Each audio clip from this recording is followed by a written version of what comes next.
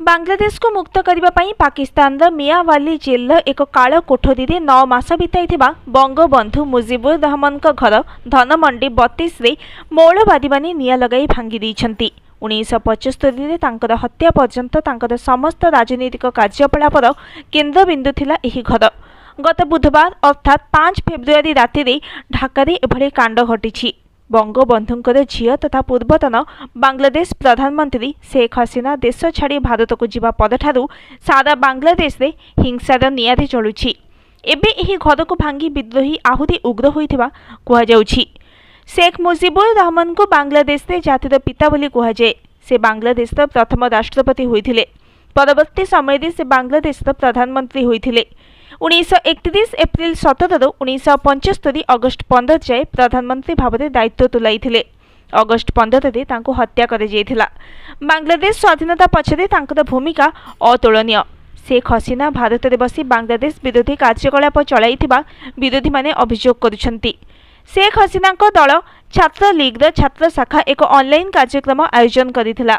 एथिरे शेख हसीना फेसबुक माध्यम भाषण देवार कार्यक्रम थिला। किंतु जेतेबेले तांको विरोधी माने एही कार्यक्रमर खबर पाइले सेतेबेले विरोध प्रदर्शन आरंभ करने सहित बुलडोजर प्रदर्शन पई डाकरा देइथिले।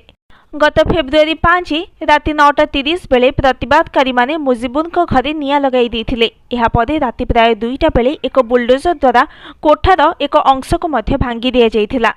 शेख मुजिबुर 1960 पर्यंत जेल में रही। मुक्त होगा पर से धनमंडी रे एक घर तैयारी करथिले। एबे सेही घर अर्धनिर्मित 2 कोठरी विशिष्ट घरे रहिबा आरंभ कले। मुजिबुर 1961 अगस्ट 1 रे हाउस बिल्डिंग फाइनेंस कॉर्पोरेशन ऋण पाइथिले। से आगुआ 1000 टंका नहीं घर काम आरंभ कले।